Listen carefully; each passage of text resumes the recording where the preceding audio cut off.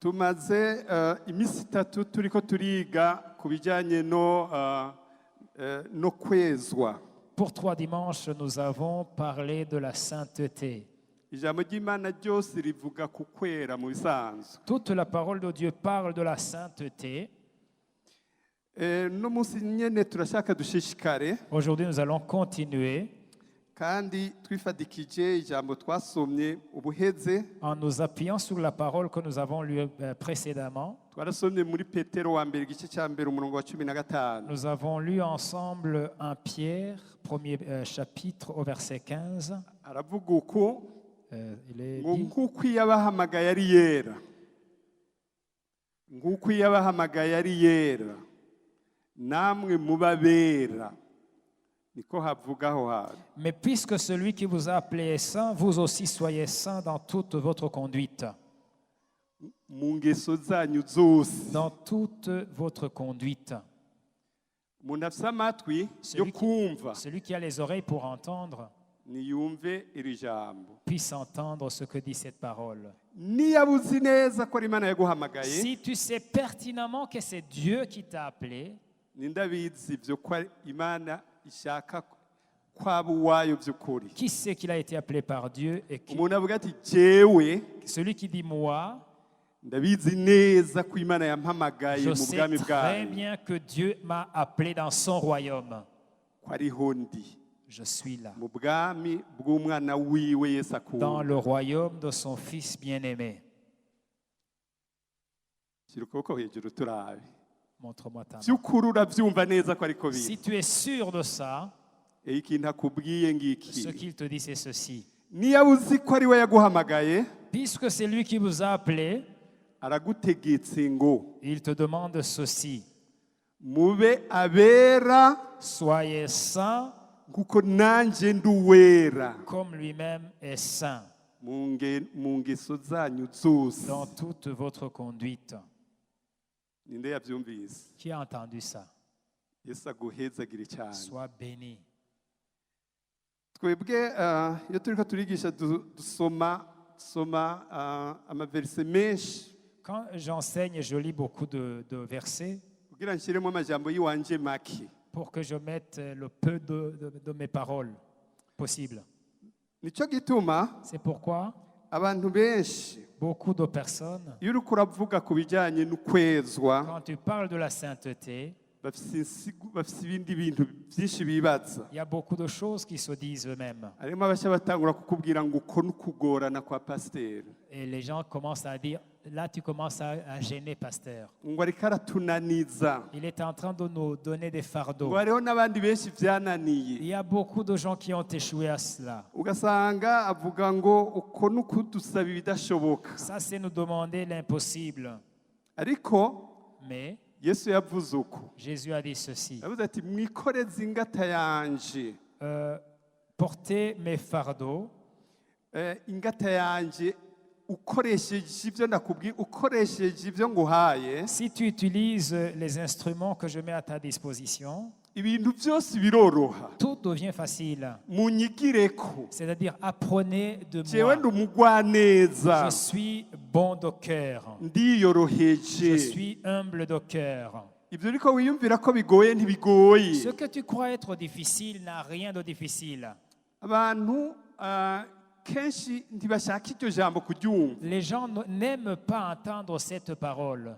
bashaka ubabwire ubwiza bw'Imana, Ils veulent que tu leur parles de la gloire de Dieu. bashaka ubabwire ubuntu bwayo, Ils veulent que tu leur parles de la grâce de Dieu. bashaka ubabwire ko bahezagiwe imihezagiro yose muri Kristo Ils veulent Yesu, que tu leur dises qu'ils ont été bénis de toutes les bénédictions dans les lieux bashaka célestes. ubabwire ko bafise intsinzi, Ils veulent entendre qu'ils ont la bashaka victoire, ubabwire ko bafise ubushobozi. qu'ils ont la puissance.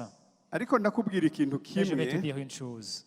imbere y'ivyo byose Avant toutes ces choses, Imana ishaka yuko uba uwera. Dieu veut que tu sois saint. Ivyo ni byiza Ça, c'est aussi bien. kandi yarabiteguye Et kubiguha, cela, il a déjà prévu pour te le ariko imbere donner. ya byose Mais avant tout, ikeneye yuko uba uwera. il veut que tu sois saint. Abandi benshi bariyumvira Beaucoup de gens se demandent, bakavuga bati twebwe dushaka kumva bavuga yuko twasenze abadayimoni, Les gens veulent entendre qu'ils ont chassé les démons, twarambitse ibiganza ku bagwayi bagakira, qu'ils ont imposé les mains aux malades et les malades ont guéri. ibitangaza n'ibimenyetso bikorwa natwe. Les prodiges et les miracles sont opérés par leurs mains. Ni byiza, Ça, c'est également très bien. ariko imbere y'ibyo Mais avant cela, Imana ishaka kuba uwera. Dieu veut que tu sois saint. Wibuke yuko Yesu yabivuze, Jésus l'a dit lui-même. yaravuze ngo ni muri Matayo 7 ku murongo wa 22. En Matthieu 7 au verset 22, Yaravuze ngo abantu benshi il a dit beaucoup de gens, ngo bazoza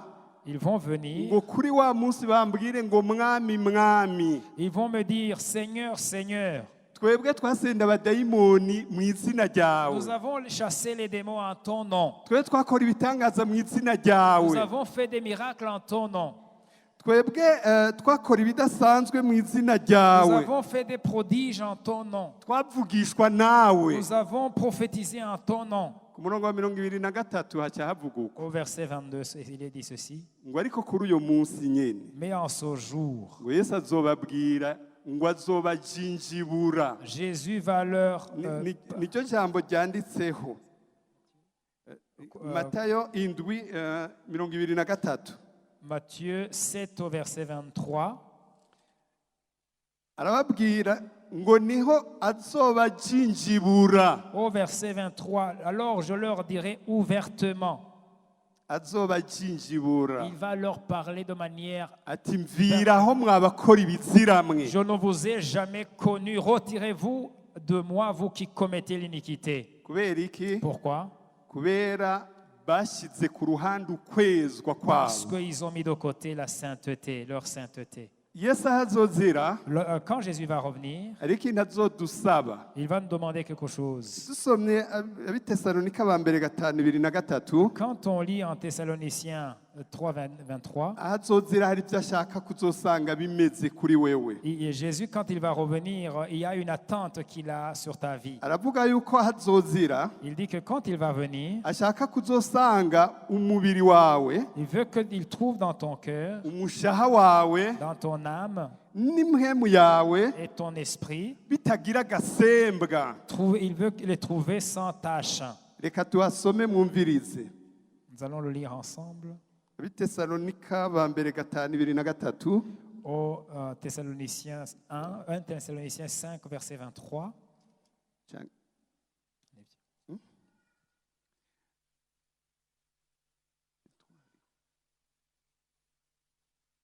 Haravuga uku, kandi Imana nyene amahoro Que le Dieu de paix ibe ari yibeza rwose, vous sanctifie lui-même kandi impwemu yanyu, et que votre être, ubugingo l'esprit, n'umubiri byose hamwe l'âme et le corps bizosangwe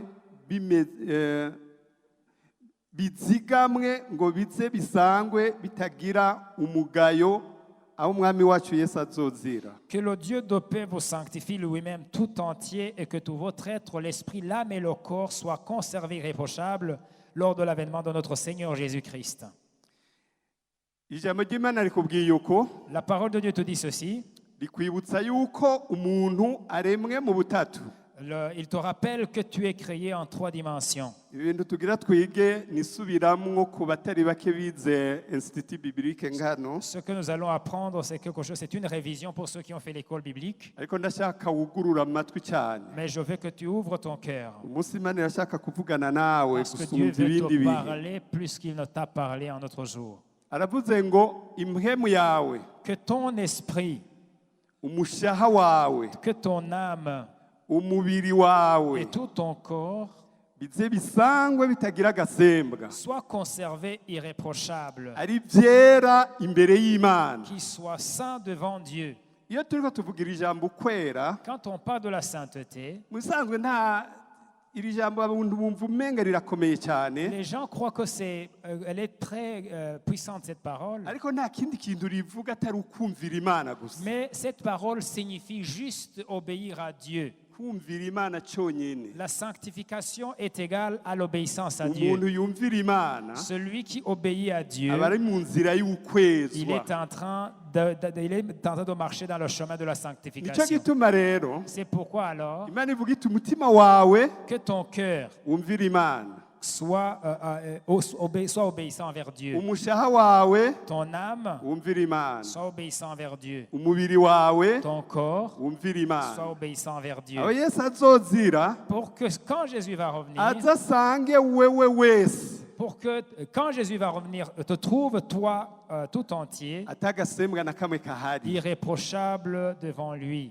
Ibi bisigura iki? Cela veut dire quoi? Bisigura yuko ushobora kuba ufite mu mpemu yawe, Cela veut dire que peut-être dans ton esprit, ushobora kuba wejejwe, tu es peut-être saint, uri mwiza, tu es bon, tu es lavé, umugabo umushaha wawe et ton âme n'umubiri wawe et ton corps biteye ubwoba, sont terriblement sales. bitari byiza Sont terriblement sales mu maso y'Imana. dans les yeux du Père. Nicyo gituma C'est pourquoi, muri kano gatondo ce matin, ijambo ry'Imana rikubwira la uko. parole de Dieu te dit ceci. Abikorinto ba kabiri igice cya 13 umurongo wa 5 En Corinthiens 2, aravuga uku, trois. arakubarira uku. Il te dit Abikorinto ceci. ba kabiri igice cya 13 umurongo wa 5 2 Corinthiens 13, 15, arakubaza iki kibazo il te demande cette question. ngo bari mwebwe mwisuzuma. Au verset 15, il est dit ceci. 5. Au verset 5, il est dit, examinez-vous vous-même pour savoir si vous êtes dans la foi, éprouvez-vous vous-même. Examinez-vous vous-même. bari mwebwe mwisuzuma. Examinez-vous vous-même. Ndavuze ngo pasiteri aba ari wa gusuzuma. La parole n'a pas dit que le pasteur t'examine. Ndavuze yuko umugabo wawe cyangwa umugore wawe ari wa Il ne t'a gusuzuma. pas dit que c'est ton mari ou ta femme qui va t'examiner. Ariko abwiye wewe ngo bari we wisuzuma. Mais il te parle toi-même, examine toi-même. usuzuma he? Où est-ce que tu vas vérifier?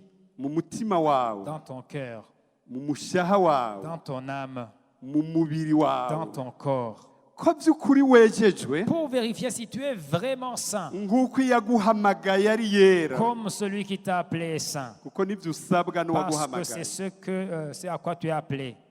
Urashobora guhitamo Tu peux choisir ko wokwisuzuma. de t'examiner toi-même. Urashobora kuvugisha ukuri, Tu peux parler avec sincérité ukavugisha ukuri kuri muri wewe nyine. et dire avec, sincèrement à ton cœur. Ubu uhawe uruhushya rwo kuvugana n'umutima wawe. Aujourd'hui, tu as cette occasion de parler à ton cœur. Vugisha ukuri muri wewe. Tu dis la vérité à ton cœur. Vugisha ukuri muri wewe. Dis la vérité. Imana, Seigneur, je mvugishije ukuri, en vérité, ndabona ko hari ibintu bitameze neza muri il y a des jewe. choses qui ne sont pas correctes en moi. Niba uri kuvugisha ukuri nyine. Si tu parles vraiment sincèrement, None wumva ukwije, est-ce que tu crois que tu as suffisamment de... urahagije mu buzima bw'umukristo. Est-ce que tu es suffisant dans ta vie de chrétien? Abantu ingene bameze Les gens comme les gens sont ainsi. niko bameze bose. Tout le monde est ainsi. Niba wisuzumye neza, Si tu t'examines correctement, urasanga umuntu wese akwegwa cyane n'ibyo mu isi vous allez trouver que chaque personne est tirée par les choses du monde, gusumbya uko akwegwa cyane n'iby'Imana. puisqu'il n'est attiré par les choses de Dieu. Ugasanga nibyo bimukwega gusumbya ibindi byose. Les choses du monde l'attirent beaucoup plus que les choses de Ukunda Dieu. umuntu afitiye inyota Imana, La soif que tu as envers Dieu ugasanga siko afitiye inyota kurondera ubutunzi mu isi. est faible par rapport à la soif qu'il a pour chercher la richesse du monde. Ugasanga umuntu arakwegwa n'ukwifuza Et vous trouvez qu'une personne est vraiment attirée, bikamukwega gusumbya uko ukwera kumukwega. elle est attirée par l'envie plus que la sainteté. Ugasanga umuntu ariko akwegwa n'ibintu byinshi. Et vous trouvez qu'une personne est en train d'être attirée par beaucoup de choses. Ugasanga ni umukristo Vous trouvez que c'est une chrétienne ariko ou un ugasanga ari chrétien, mu marira y'urutavanako. mais elle est toujours en pleurs, en détresse. Ari muri depression umwanya wose. Elle est toujours déprimée. ari mu ruhagarara rw'amahera umwanya Elle wose est toujours dans l'inquiétude de l'argent. abandi ugasanga bariko bakwegwa n'ubusambanyi Les autres sont en train d'être attirés abandi par bariko bakwegwa n'ivyo l'impudicité. bifuza Les autres sont attirés par des envies mbere diverses, ugasanga biyumvira yuko ivyo bishobora kubaha amahoro n'umunezero en croyant que tout ce qu'ils recherchent vont leur procurer la paix. ariko bakibagira yuko En oubliant que amahoro n'umunezero la paix et la joie n'ubwiza no kugubwa neza biri muri Kristo Yesu et la gloire et la bonne santé se trouvent en Jésus-Christ. udashobora kuronka ibinganya n'ibiri aho muri Kristo Yesu. Même si tu cherches quoi que ce soit à l'extérieur, ne peut jamais égaler ce que tu trouves en Jésus. Ijambo ry'Imana ridusaba ko tuba bejejwe La parole de Dieu nous demande d'être des mu saints buzima bwacu bwose, dans toute notre vie, mu mpwemu yawe, dans ton esprit, mu mushaha wawe, dans ton âme no mu mubiri et dans wawe, ton corps. kudakorera hamwe ngo wibagire ahandi. Que tu ne travailles pas sur un domaine et oublier l'autre. Turashaka tufate kimwe kimwe ukwaco, Nous allons prendre chacun des trois dimensions. turagomba guhera ku mpwemu yacu. Commençons par notre esprit. Nitwaronka umwanya turavuga ku mushaha wacu, Quand nous aurons le temps, nous allons parler sur nitwaronka kandi umwanya turavuga no ku mubiri. et quand nous aurons le temps, nous allons parler sur le corps. À propos Ndashaka du corps. kuvuga izo dimensiyo zitatu zigize Je umuntu. voudrais parler sur les trois dimensions qui font l'homme. Kimwe kimwe cyose gifite igikorwa cyacu. Que chaque domaine a une part de responsabilité. Tuvuze umubiri, Quand on parle du corps, umubiri kugira ngo ubeho neza, le corps pour qu'il soit à l'aise, kugira ngo ukingigwe, pour qu'il soit protégé, urafise ibintu ukoresha kugira ukingigwe mu buryo bwose. vous avez, quand vous voulez protéger le corps, il y a des choses que vous utilisez. Nibyo bita ama organe de sens. C'est-à-dire, les organes de sens nous aident à capter le monde extérieur. Ni ukuvuga ufise amaso ameze neza, Quand tu as de bons yeux, arakubuza kugenda mu binogo, les yeux t'empêchent de tomber dans les trous. arakwereka ahari heza ibintu byiza ujamo. Ils te montrent le chemin que tu dois suivre. Ufise amatwi yumva neza, Quand tu as des oreilles qui fonctionnent normalement, aragukingira ko imiduga yo kugonga kuko wumva kuri kuraza. ils t'empêchent d'être percuté par les voitures parce que tu entends le bruit. Amaorgane de sens agufasha kugukingira no kubaho Les neza. organes de sens nous aident à nous protéger et à mieux Umubiri vivre. rero ukoresha ayo maorgane de sens kugira ubeho neza. Le corps utilise ses organes de sens pour mieux vivre. Umushaha wacu Notre âme, nayo nyene irafise amaorgane de sens yayo. notre âme a des organes de sens lui aussi. Ni ingene wiyumvira, La manière de réfléchir, de penser, ni ishaka ufise, la volonté que tu as, ni ibigumbagumba byawe. les sentiments.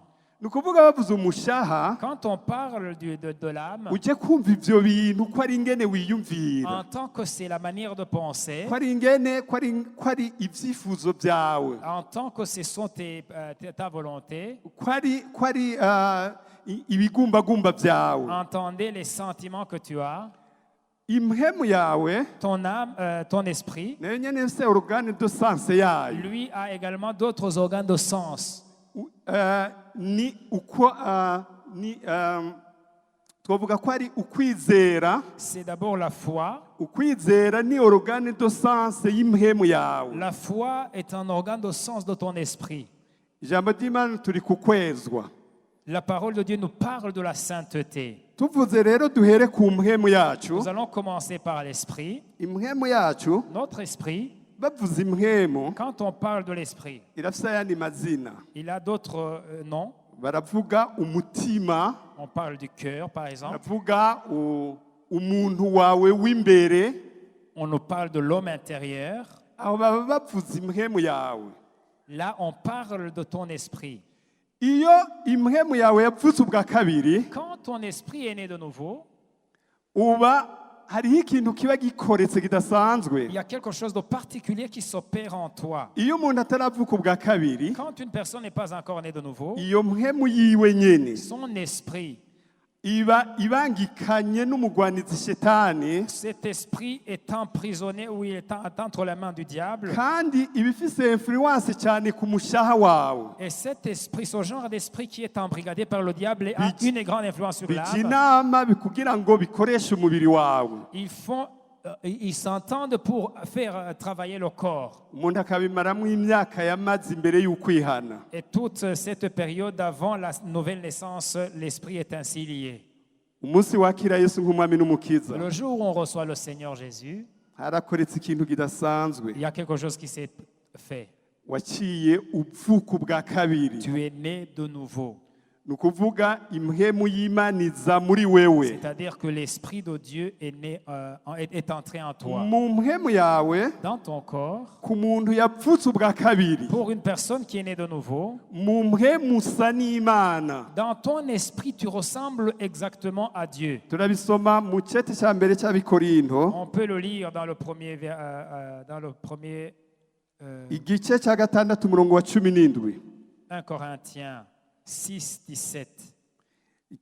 Gatandatu 17 1 Corinthiens 6, haravuga, Abikorinto ba mbere gatandatu 17 1 Corinthiens 6 au verset 17. aravuga ngo kandi uwimatanije n'umwami wacu ababaye impwemu imwe nawe. Mais celui qui s'attache au Seigneur est avec lui en seul esprit. Impwemu yawe Ton esprit, kuwakiriye Yesu nk'umwami n'umukiza, celui qui s'est attaché au Seigneur, impwemu y'Imana l'esprit de Dieu yaciye aza, est venu, uri kumwe nawe. tu es avec lui, Impwemu yawe ton esprit n'iy'Imana et l'esprit de Dieu iciye iba ikintu kimwe. font un. Ikintu kimwe. Ton esprit et l'esprit de Dieu font un. Imana iriko irakuraba, Quand Dieu te regarde, wewe wavutse ubwa kabiri, toi qui es né de nouveau, wakiriye Yesu nk'umwami toi qui as n'umukiza, reçu le Seigneur comme mu Seigneur et mpwemu Sauveur, yawe dans ton cœur, Imana yibonamwo muri wewe nyene, dans ton esprit, le Seigneur se voit lui-même en kuko toi. impwemu yawe n'iyiwe byabaye imwe. Parce que ton esprit et son esprit sont devenus un. Ninde ariko aranyumva? Il y a quelqu'un qui me suit là. Yesu ashimwe cyane. Gloire à Jésus. Ninde aryohewe n'iki Qui est kintu? content de cet enseignement. Ninde ashimiye Imana Qui kubw'ibyo? remercie Dieu pour ça. Nicyo gituma kubwira uko C'est pourquoi il te dit ceci. aho azozira Quand il va venir azasanga impwemu yawe à son avènement, n'umushaha wawe qu'il trouve ton âme, n'umubiri wawe ton esprit et ton ari corps ibyejejwe. irréprochables au jour de son Umuntu yakiriye avènement. Yesu nk'umwami n'umukiza, Celui qui a reçu le Seigneur mu mpwemu yiwe dans son cœur, dans son esprit, ari impwemu y'Imana. habite l'Esprit de Dieu. Ni ukuvuga ahindutse umwe n'Imana. En d'autres termes, il devient une seule entité avec l'Esprit de Dieu. Umuntu yavutse ubwa kabiri, Celui qui est né de Dieu, mpwemu w'Imana yaciye aza aba muri we. le Saint-Esprit est venu habiter en lui. Usomye kuri uyu murongo nyene wa 16, Quand on lit au verset 16, ntimuzi yuko Abikorinto ba kabiri gatatu kuri 16 3 verset 16, aratubwira ngo ntimuzi yuko mpwemu w'Imana aba muri mwebwe. ne savez-vous pas que vous êtes le temple de Dieu et que l'Esprit de Dieu habite en vous? Ukaba ubizi ko mpwemu w'Imana aba muri wewe. Si tu sais que le Saint-Esprit habite en toi, Impwemu yawe en d'autres termes ton esprit, aho mpwemu ari w'Imana là où le Saint-Esprit habite, nahera, cet endroit est saint. mpwemu yera hari Là où habite le Saint-Esprit, nahera. c'est un lieu qui est saint. Nicyo gituma C'est pourquoi, mu mpwemu yawe dans ton esprit, umuntu yakiriye Yesu nk'umwami n'umukiza celui qui a reçu le Seigneur afise Jésus, impwemu yejejwe. il a un esprit qui est sanctifié. Turashobora kubisoma On peut le lire muri Yakobo, en Jacques, Yakobo igice cya 4 Jacques au verset 4, kuri uyu murongo wa 5. plutôt au chapitre 4, verset 5. Hadusomere. Jacques au 4 au verset 5. Croyez-vous que l'Écriture parle en vain? C'est avec jalousie que Dieu chérit l'Esprit qu'il a fait habiter en nous. Mpwemu ari muri twebwe, Le Saint-Esprit qui est en nous, Imana yamuduhaye, le Dieu qui nous l'a donné, amucunze bikomeye cyane, Dieu chérit l'Esprit qu'il a mis en nous. ku buryo atakintu kindi cyova ahandi hantu ngo kize gutera muri iyo mpwemu yawe. Quitte à ce que rien ne peut venir perturber l'ordre qui est établi. Wifatanije n'impwemu y'Imana. parce que tu t'es attaché à l'Esprit de Dieu. Impwemu yiwe n'impwemu y'Imana biba bibaye imwe. Son esprit et l'Esprit de Dieu deviennent une seule entité. Imana ihacunze bikomeye Dieu garde son cœur de manière particulière kugira ngo hagume ari igice cejejwe muri wewe. pour que cela reste l'entité sainte dans ton cœur. Abanyefesi igice cya gatanu Quand on lit en Éphésiens 5, igice cya gatanu 27 Éphésiens 5, 27, mu mpwemu yawe harera, igice cya gatanu 27 5, 27, ngo kugira ngo aho mu mpwemu yawe ntihabe amarabaga ariko habe ahejejwe, habe atacyaha kirimo. Somere au verset 27, pour faire paraître devant lui cette Église glorieuse, sans tache, ni ride, ni rien de semblable, mais sainte et irréprochable. aho avuze umutima wawe. Ici, on parle de ton cœur. Dusomye Yohani wa mbere igice cya gatanu. En lisant 1 Jean, Yohani wa mbere igice cya gatanu 1 Jean kuri uyu murongo wa 4. 5 au verset 4. Igice cya gatanu kuri uyu murongo wa Au 4 verset 4, haravuga uku: kuko icyabyawe n'Imana cyose kinesha isi. Iyi niyo nsinzi yacu yatsinze isi, ni ukwizera kwacu. car tout ce qui est né de Dieu triomphe du monde, et la victoire qui triomphe du monde, c'est notre foi. Aho bavuze he mu mpwemu yawe, Ici, on est en train de parler de ton cœur, de ton impwemu yawe esprit. yatsinze isi. Ton esprit a vaincu le monde. Kuko aho mpwemu wawe ari Parce que là où habite ton esprit, afatanye na mpwemu w'Imana il est en communion avec l'Esprit de Dieu.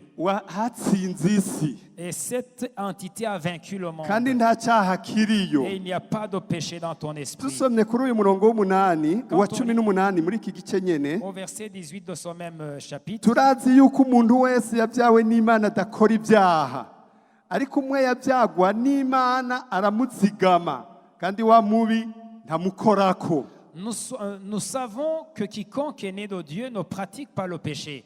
Mais celui qui est né de Dieu se garde lui-même et le malin ne le touche pas. Aho ni mu mpwemu yawe. C'est là où on parle de ton esprit. Mpwemu yawe, mpwemu yera kiriyo, Quand on parle de ton esprit, nta cyaha cinjirayo, quand le Saint-Esprit est toujours dans ton cœur, kuko nahera parce que c'est saint. hacunzwe na data wa twese, Le Père éternel garde son cœur. kuko mpwemu wiwe ari ngaho nyene. Parce que son esprit est là. Niyaba Imana icunze mpwemu yiwe mu mpwemu wawe, Si Dieu garde son esprit dans ton esprit, n'impwemu yawe icunganywe hamwe nawe. c'est-à-dire que ton esprit est également gardé en même temps que l'esprit de Dieu. Amen, amen, amen. Amen, amen. Yesu ashimwe cyane. Gloire à Dieu. Mu mpwemu yawe, Dans ton esprit, Pawulo yaravuze uko Paul a dit une chose. ati jewe nabambanywe na Kristo, Il a dit, moi j'ai été crucifié avec Christ. ariko si je nkiriho, Et ce n'est plus moi qui vis, ariko ni Yesu muri jewe ariho. mais c'est Christ qui vit en moi. Aho yereka avuga mu mpwemu yiwe, Là, il était en train de parler de son esprit. mu mpwemu yacu Dans notre esprit, harimo umwidegemvyo ukwiye. il y a une grande liberté. Dusomye Abikorinto ba kabiri igice Quand cya on lit en 2 gatatu, Corinthiens chapitre 3, Abikorinto ba kabiri igice cya gatatu, 2 Corinthiens 3, turasoma ingene harimo umwidegemvyo mu mpwemu yacu. on remarque combien il y a une liberté dans notre esprit. Igice cya gatatu, Au chapitre 3 de 2 Corinthiens, kuri uyu murongo wa 17 au verset 17. aravuga ngo ariko uwo mwami niwe mpwemu, kandi aho mpwemu w'umwami ari niho haba umwidegemvyo. Or, le Seigneur, c'est l'Esprit. Et là où est l'Esprit du Seigneur, là est la liberté. 16 Au verset 16. yamara iyo umuntu ahindukiriye umwami, icyo cyitwikiro gica gikugwaho. Mais lorsque les cœurs convertissent au Seigneur, le voile est ôté. Mu mpwemu yawe Dans ton esprit, hariyo umwidegemvyo ukwiye Il y cyane. a une grande liberté. Iyo bavuze umwidegemvyo baba bavuze iki? Quand on parle de la liberté, on parle de quoi? Mu mpemu yawe Dans ton esprit, nta bwoba bubayo, il n'y a pas de peur, nta soni ribayo, il n'y a pas de honte, nta mubabaro ubayo, il n'y a pas de tristesse, nta depression ibayo, il n'y a pas de dépression, nta kwiganyira kubayo. il n'y a pas d'inquiétude. Mu mpemu yawe Dans ton esprit, ntacyo winona, tu es libre. ni ukuvuga nta gahinda Il kabayo. n'y a pas de détresse. aho ni mu mpemu yawe. C'est dans ton esprit. Yesu ashimwe cyane. Gloire à Jésus. icyo ni cyo gikorwa Yesu yakoze, Ça, c'est ce que le Seigneur a fait dans ton kuko cœur. aho umwami ari mpemu yera Car là où est l'Esprit du Seigneur, niho hari umwidegemvyo. là est la liberté. Mu mpemu yawe Dans ton esprit, Imana yarashyizeho ibintu Dieu a mis des choses by'umwidegemvyo. de liberté. nicyo gituma C'est pourquoi nta mubabaro uriyo. il n'y a pas de tristesse, nababwiye ko atabwoba. il n'y a pas de peur. aho ni mu mpemu C'est yawe. dans ton esprit. Bibiliya iratubwira La Bible nous dit ku munsi twakira Yesu nk'umwami que n'umukiza le jour où nous avons reçu le Seigneur, twabaye icyaremwe gisha. nous avons été de nouvelles créatures. byose bya kera byaciye bihera.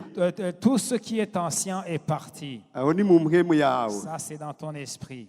twaciye duhinduka ikintu Nous gishasha. sommes devenus de nouvelles ahari créatures. umwidegemvyo, Là où est la liberté, ahari amahoro, là où est la joie, aho Imana iri. là où vit Dieu. ibyo yaduhaye Tout ce qu'il nous a donné, dusomye abigaratiya igice cya gatanu quand on lit en Galates 5, umurongo wa 22 au verset 22, umurongo wa 22 au verset 22, ashobora kuba dusomera. au verset 22, il est dit ceci, Galates 5. Mais le fruit de l'esprit, c'est l'amour, la joie, la paix, la patience, la bonté, la bienveillance, la foi, la douceur, la maîtrise de soi. ibyo ni byo yashyize muri wewe. C'est tout ce que Dieu a mis dans ton igihe cœur. mwe muyinjira muri wewe, Le jour où l'Esprit de Dieu est entré dans ton ngiki kintu cœur, yazanye muri wewe nyine. voilà les choses qu'il a amenées avec lui. aho mu mpemu yawe Dans ton esprit, urukundo ruriyo il y a rw'Imana, l'amour de Dieu, hariyo il y a umunezero, la joie, hariyo il amahoro, y a la paix, hariyo il y a la ubugwaneza, patience, il hariyo y ubwizigirwa. a la bonté, la fidélité. ijambo ry'Imana riratubwira La parole de Dieu nous dit yuko muri we dufise byose. qu'en lui nous avons tout. byose Tout. ibi byose biri depose mu mutima wawe, Tout ceci a été déposé dans ton biri cœur, depose muri wewe, a été déposé en mu toi, mpemu dans yawe, ton esprit, kuko ni yera. parce que ton esprit est saint. Karagiteri y'Imana, Le caractère de Dieu, ubwiza bw'Imana, dans la gloire de Dieu, amavuta y'Imana, l'onction de Dieu, ubushobozi bwose bwayo la puissance de Dieu mu bisanzwe buri mu mutima wawe. a été déposée dans ton cœur. warabihawe. Tu l'as reçu. dusomye Yohani wa mbere igice cya 4 umurongo wa 4 nyene. Quand on lit 1 Jean 4, au verset 4, 1 Jean 4, au verset 4, dusomere 1 Jean 4 au verset, 1 Jean 4 au verset 4, vous petits enfants, vous êtes de Dieu et vous les avez vaincus parce que celui qui est en vous est plus grand que celui qui est dans le monde. aho ni mu mpemu yawe, Là, c'est dans ton esprit. yashyizeyo mpemu wawe Il a mis son esprit, akomeye gusumba ibindi bintu byose. plus puissant que toute autre chose. niyo gituma atakuneshwa kubaho. C'est pourquoi tu ne peux pas être vaincu. Pawulo yarabivuze Paul l'a dit muri Filipi 4:13, en Philippiens 4, aravuga verset ati 13. nshobozwa byose. Il a dit, je puis tout. ntiyavuze avuga mu gifaransa kivuga neza, nshobora byose Je puis tout. kubera mpema ari muri jewe. Par cause de l'esprit qui est en moi, impemu yawe ton esprit, uwifatanije n'impemu y'Imana, celui qui s'associe avec l'esprit de Dieu, ababaye umwe nawe. et on devient un seul esprit avec lui. abaroma 8:37 En Romains 8, 37, nshobozwa byose n'uwumva inkomezi. j'opie tout par celui qui me fortifie. Dusomye turabona neza Quand on lit, on voit exactement ko mpwemu wawe que ton esprit abaho ibihe bidashira, existe éternellement. ntazopfa, Ton esprit ne mourra point. ntakiba ubutandukanye n'Imana. Il ne peut plus être séparé de Dieu. Niyaba Imana idapfa, Si Dieu ne meurt pas mpwemu yera akaba ari muri wewe, ukaba wabaye umwe nawe mu mpwemu yawe, et que tu es devenu un avec l'esprit de Dieu dans ton esprit, nawe ntuzopfa, toi aussi tu ne mourras pas. uzobaho nkawe. Tu vivras éternellement. Yakoze ibidasanzwe, Il a fait des choses ivyo importantes. byose yabiguhaye ku buntu. Tout ça, il a fait par grâce. Ubwo n'ubutunzi budasanzwe buri muri wewe. Ça, c'est la grâce et la richesse qu'il a déposée en toi. Dusomye abikorosayi 2 Quand on lit en Colossiens 2, 2 ku murongo wa 10, 1 Colossiens 2, 10, abikorosayi 2 ku murongo wa 10, 1 Colossiens 2, 10, dusomere. 1 Colossiens 2, 10, il est dit ceci. Vous avez tout pleinement en lui qui est le chef de toute domination et de toute autorité. Amena. Amen, amen. Ivyo biri mu mpwemu yawe. Là, c'est dans ton esprit. Ijambo twahereye ko twavuze Yesu ahazozira, Le premier passage que nous avons lu, nous avons vu que quand Jésus va venir, ahazozira quand il va venir, azasanga iyo mpwemu yaguhaye qu'il trouve ton esprit igize ubugingo bwawe qui constitue une dimension de ton être, yejejwe uko yabikoze, soit trouvé saint comme tu as été trouvé saint. uko yabikoze azasanga imeze uko nyene. Jésus veut qu'il trouve ton esprit saint comme il a fait. Igihe yadukiza, Quand il nous a sauvés, Imana yakijije iyo mpwemu gusa. Dieu a sauvé juste ton esprit. Nta kintu na kimwe yakoze ku mushaha wawe, Il n'a rien fait par rapport à ton âme. nta n'ikintu yakoze no ku mubiri Il wawe. n'a pas également touché ton corps. Ni ukuvuga impwemu yawe C'est-à-dire que ton esprit, yagumye ari yayindi nyene, ton âme est restée le même. umubiri wawe wagumye ari wa wundi nyene. Ton corps est resté tel qu'il était. Niba wari muremure wagumye uri muremure, Si tu étais élancé, niba tu wari es resté mugufi élancé. wagumye uri mugufi. Si tu étais de courte taille, tu Ariko étais mu resté mpwemu court. yawe hariyo ubutunzi budasanzwe muhejeje Mais dans kumva. ton esprit, il y a une grande richesse que vous avez déjà entendue. Ikibazo cyose uri kurako wabayemo, Tout ce que tu as fait comme problème, ingorane zose ufise tout ce que tu as souffert, ntizifise isoko mu mpwemu yawe, ne trouve pas origine dans ton esprit, zifise isoko mu mushaha wawe. il trouve origine dans ton âme. Twabonye yuko umushaha wawe Nous avons vu que ton esprit, ugizwe que n'ingene wiyumvira, ton âme plutôt est constituée par ce que tu penses, ingene ivyo wifuza, ce que tu veux, tes n'ibigumbagumba byawe. sentiments et tes désirs. Nico gituma C'est pourquoi ijambo ry'Imana la parole de Dieu ridusaba uko bikwiye kumera. nous demande ce qu'il faut faire. Dusomye mu Banyefeso, Quand on lit en Éphésiens, Abanyefeso 5 Éphésiens 5, kuri uyu murongo wa 16. au verset 16, Abanyefeso 5 Éphésiens 5, au verset 16, haravuga uku,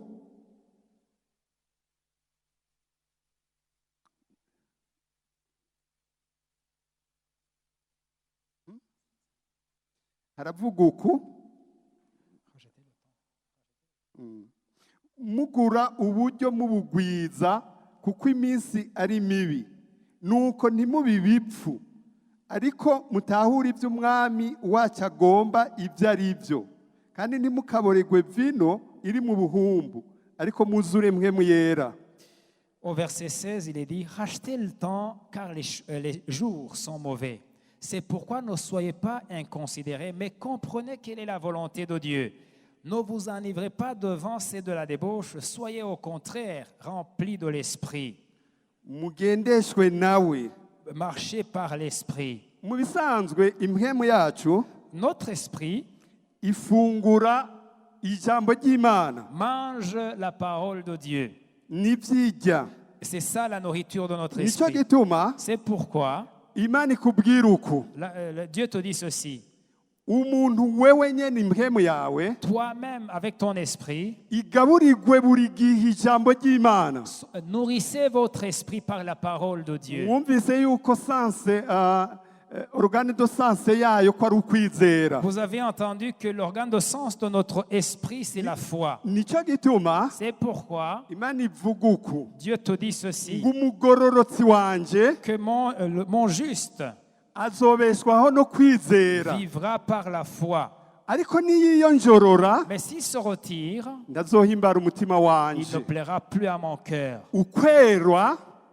Ukwezwa Donc, c'est-à-dire la sainteté, umunsi wavuka ubwa kabiri, le jour où tu es né de nouveau, impwemu yawe yari yejejwe ijana ku ijana, ton esprit a été rendu saint à ihawe 100%. byose twavuze Il a reçu tout ce que nous avons déjà dit, n'ibyo tutavuze, et même ce que nous n'avons pas dit. bwaciye buba ubutunzi mu mpwemu yawe. Cela est devenu la richesse dans ton cœur. Aca gusaba yuko nawe Et il te demande, toi, wogaburira iyo mpwemu pour que yawe tu puisses nourrir ton esprit, ibyo kurya by'impwemu, la nourriture spirituelle, ijambo la ry'Imana. parole de Dieu. Ariko kandi acaragabisha abantu, Mais il a également averti les gens. arababwira ati umugororotsi Il wanje, leur a dit, mon juste, naho nakugize umugororotsi, même si je t'ai rendu saint, ubuzima bwawe butegezwa kuzobeshwaho no ta kwizera. vie doit marcher par la foi. Ukwizera ata jambo rihari ntikubaho. Et il n'y a pas de foi sans la parole. Aca aravuga iki? Et il a dit quelque chose. Ati niyiyonjorora S'il se retire, akabivamwo, s'il abandonne son chemin, ntakore muri ubwo buryo namubwiye, s'il n'agit pas de la manière dont je lui ai parlé, ntazohimbara umutima il ne wanje.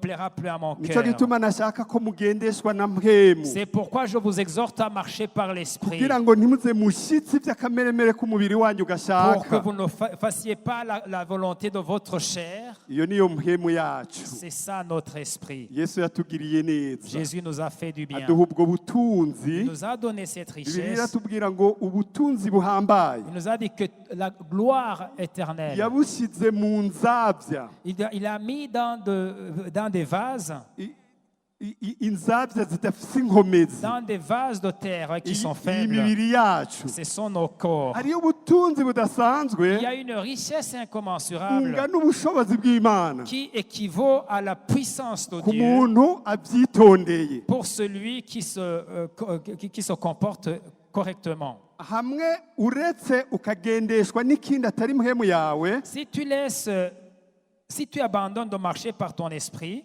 ukagendeshwa n'umushaha wawe, et que tu marches par ton âme, uba ugiye mu ngorane zikomeye cyane, tu vas commencer à avoir de grands problèmes. kuko umushaha wawe Parce que ton âme, ntiwakiriye Yesu, il n'a pas reçu le Seigneur Jésus. n'umubiri wawe ntiwakiriye Yesu. Même ton corps n'a pas reçu le Seigneur Ariko Jésus. ibyo bizogirirwa neza kuko byemeye kugendeshwa na mpwemu. Mais que ce soit l'esprit ou que ce soit l'âme ou le corps, ils vont bénéficier du fait que tu as accepté de marcher, de recevoir le Seigneur dans ton esprit. Nico gituma rero C'est pourquoi wokwirinda cyane tu dois te garder toi-même kugendeshwa n'umushaha wawe, de marcher par ton âme, ingene wiyumvira, de la manière dont tu penses, tu réfléchis, ibigumbagumba byawe, tes sentiments. ariko wogendeshwa n'ukwizera guhagaze mu ijambo Mais ry'Imana, toi, tu marches par la foi qui est alimentée par la parole de Dieu. kugira ngo aho Yesu azozira Pour que quand le Seigneur va venir, azasange utagira agasembwa. te trouve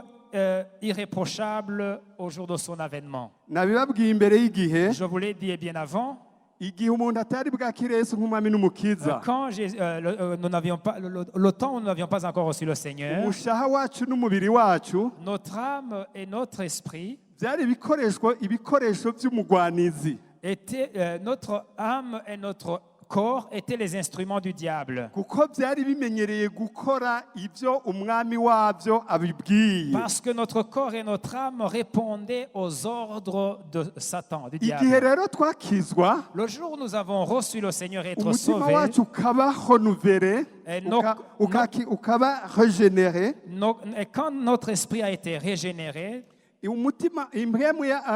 umushaha wacu wagumye kwa kundi nyene, notre âme est restée le même. wagumye utsi bimwe wari uzi kera. Tu es resté avec les connaissances que tu avais déjà avant. Iyo umuntu ababaye, Quand on souffre, si mu mpwemu yawe. On ne souffre pas dans notre esprit. Iyo hari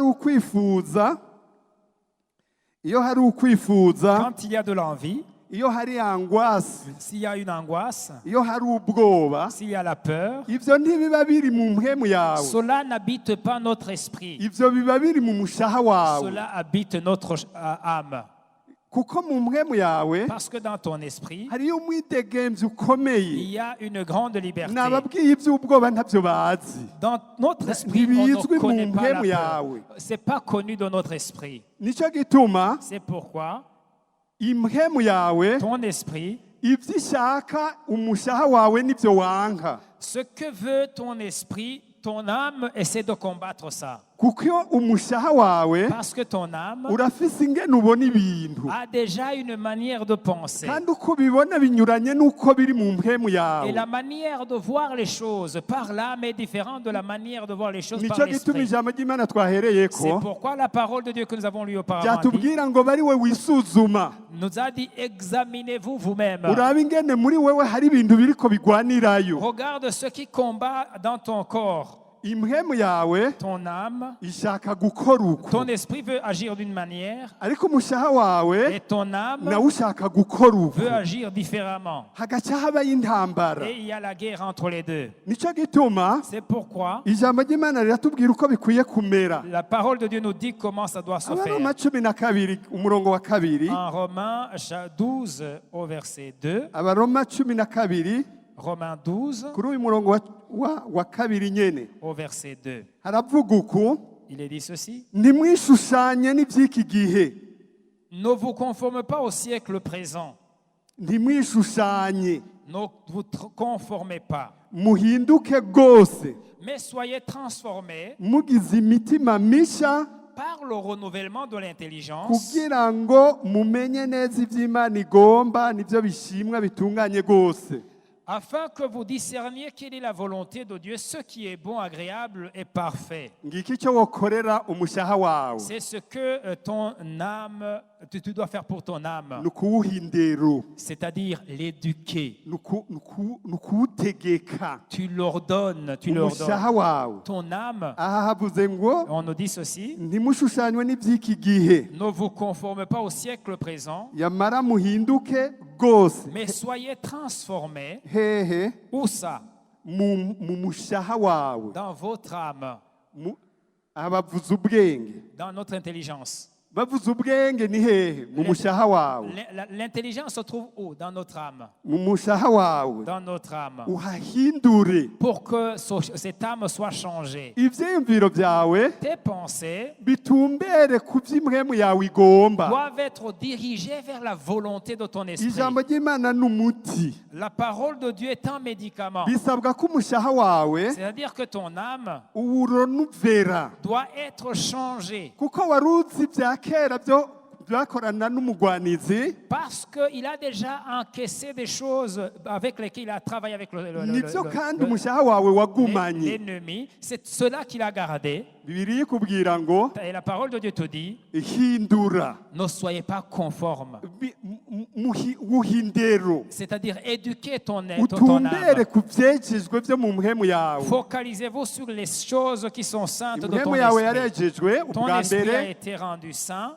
yarejejwe ubwa mbere. Ton esprit a été rendu saint. Ubu hageze ko weza umushaha wawe nawo Et c'est ta responsabilité de sanctifier ton esprit mu kuwuha indero. en l'éduquant. Usomye igice kuri uyu murongo wa mbere, Quand on lit dans le premier verset, nuko bene data ndabahanura kubw'imbabazi z'Imana ngo mutange imibiri yanyu ibi bimazi byera bihimbara Imana, niko kuyikorera kugira ikimazi.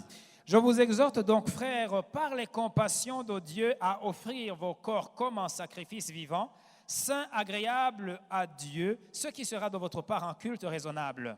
Burya icyatumye Yesu adakora ibyaha, Ce qui a gardé le Seigneur de commettre des péchés, ntiyigeze agendeshwa n'ibyo yiyumvira cyangwa abona. il n'a jamais marché par ce qu'il voyait, par les 500 seulement. Yagendeshwa gusa n'ibiri mu mpwemu yiwe. Il marchait par la conviction qui était dans son esprit. Niba ushaka kuba uwera, Si tu veux être saint, utegerezwa kugendeshwa na mpwemu tu dois marcher par l'esprit. n'ibiri muri wewe. Et ce qui est dans ton esprit. Niho utazoshitsa iby'akameremere kawe kifuza. C'est là où tu n'accompliras pas les désirs de la chair.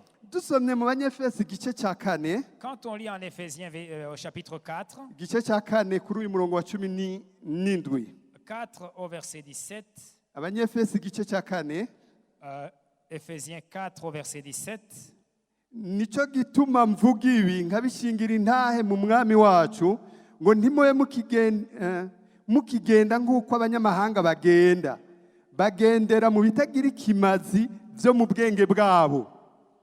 voici donc ce que je dis et ce que je déclare dans le Seigneur. Vous ne devez plus marcher comme les païens qui marchent selon la vanité de leurs pensées. Bagendera mu bitagira ikimazi bya hehe? Ils Mu marchent, bwenge bwabo, aho ni hehe? Ni mu mushaha. ils marchent selon la vanité de leurs pensées. Où se trouvent les pensées? Dans l'âme.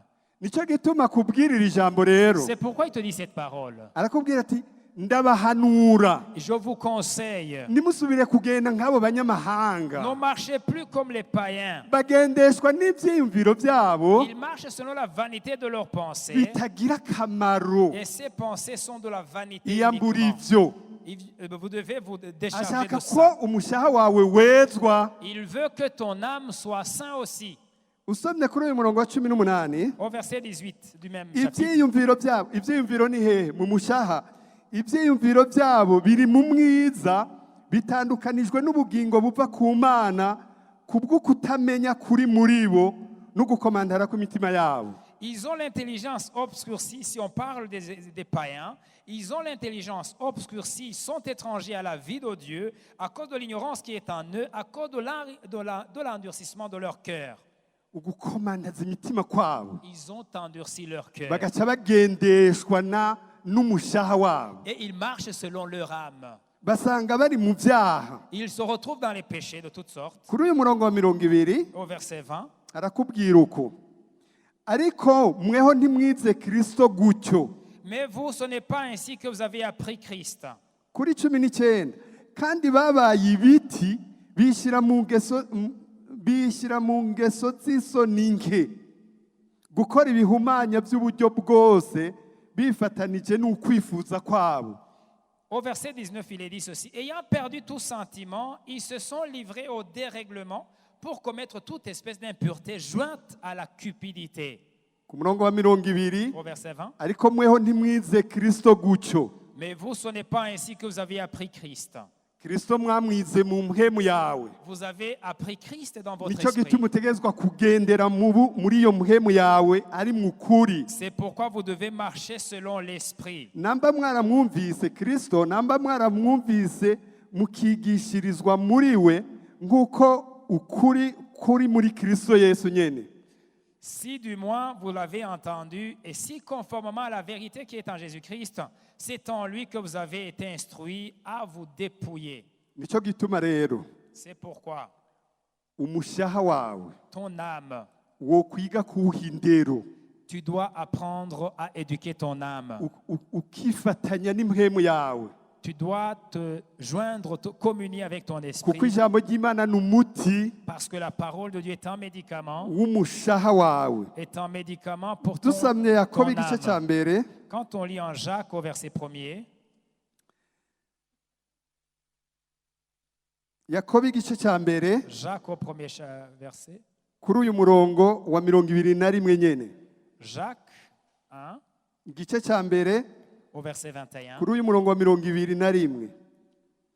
Nuko rero mwiyambura imyanda yose n'ububi busigaye, mwakirana ubugwaneza ijambo ritewe muri mwebwe rishobora gukiza umushaha wanyu. C'est pourquoi, au verset 21, Jacques au chapitre 1er, verset 21, c'est pourquoi, rejetant toute souillure et tout débordement de méchanceté, recevez avec douceur la parole qui a été plantée en vous et qui peut sauver vos âmes. Haleluya. Amen, amen. Nk'uko yabahamagaye ari yera, Comme celui qui vous a appelé est saint, aho azozira quand il va venir, aza asange wejejwe mu mpwemu yawe, qu'il vous trouve saint dans votre esprit, wejejwe mu mushaha wawe, qu'il vous trouve saint dans votre âme, wejejwe mu mubiri qu'il wawe. vous trouve saint dans votre corps. Ndashaka kubabwira ikintu kimwe, Je voudrais vous dire une chose. ugusenga ntigutanga ukwezwa mu mushaha wawe, La prière ne vous sanctifie pas dans votre âme, naho wojena gute, même si tu jeûnes de quelle naho manière, wofata umwanya ungana gute usenga, même si tu prends combien de temps. iryo sengesho ntirikora ku mushaha wawe, La prière ne va pas agir sur ton âme, ni ingingo ufata muri wewe, mais c'est la décision que tu vas prendre. ni ugukomeza impwemu yawe uyigaburira ijambo ry'Imana, C'est en fortifiant ton esprit, en lui donnant la parole. ni ugukorana n'Imana n'impwemu yawe, C'est en agissant avec Dieu à travers ton esprit. mugaca mutegeka mugahindero umushaha wawe ibyiyumviro byawe, Et tu commences à donner des ordres à ton âme, à lui, ishaka ryawe ta volonté. ukawutegeka, Tu commences à ordonner. ukavuga uti ijambo ry'Imana rivuga uku, Tu dis, la parole de Dieu dit ceci. tugutegetse ko ukora ibi, Je te demande de faire ça. tugutegetse ko wiyumvira uku. Je te demande de réfléchir, de penser de cette manière. Umunsi utumvise Le premier jour, si l'âme n'entend pas, tuzosubira n'ejo, même demain, je vais revenir sur les mpaka mêmes ushika œuvres, ahantu wumva, jusqu'à ce que ton âme puisse entendre, kugira ngo impwemu yawe ishika imera nk'umushaha wawe. jusqu'à ce que ton âme soit comme ton esprit. Ikindi gihe tuzobabwira ingene umubiri uca ukurikira. Un autre jour, nous allons voir ensemble comment le corps va suivre les deux. Ikintu gihanze umuntu ni umushaha wiwe gusa. Ce qui trouble l'homme en grande partie, c'est son Abantu âme. ingorane zose bafise Les problèmes que les gens vivent, ni mu mpwemu yawe, ni mu mushaha wawe, c'est dans leur âme. niho hari ibibazo byose. C'est là où se trouvent beaucoup de Ibibazo problèmes. byose uzohura nabyo Tous les problèmes que tu vas bifise rencontrer isoko mu mushaha wawe. trouvent origine dans ton âme. Nicyo gituma ari ukwiye gukorera C'est cyane, pourquoi tu dois te focaliser sur elle. kuko Imana yakwejeje mu mpwemu yawe, Parce que Dieu t'a sanctifié dans igusaba yuko iyo ton être. mpwemu ikora ku buryo ikorana na mpwemu w'Imana muri wewe, C'est-à-dire que ton esprit doit travailler avec le Saint-Esprit ku qui habite buryo en uhindura toi ibyiyumviro, jusqu'à ce que tu changes de manière de penser ukiyumvira nk'uko Yesu et tu yiyumvira. commences à penser comme Jésus Nicyo pense. gituma ijambo ry'Imana rishika ahantu rikatubwira ngo twiyumvire uko Yesu C'est yiyumvira. pourquoi la parole finit par nous dire, nous avons la Nicyo pensée de gituma Christ. dufise ubuzima nk'ubwiwe. C'est pourquoi nous avons la vie de Dieu. Imana yarabahezagiye. Dieu vous a béni. Amena. Amen, amen. Turarangije tuhaguruke, Nous venons de terminer, nous allons nous lever. tuhaguruke. Nous allons nous lever.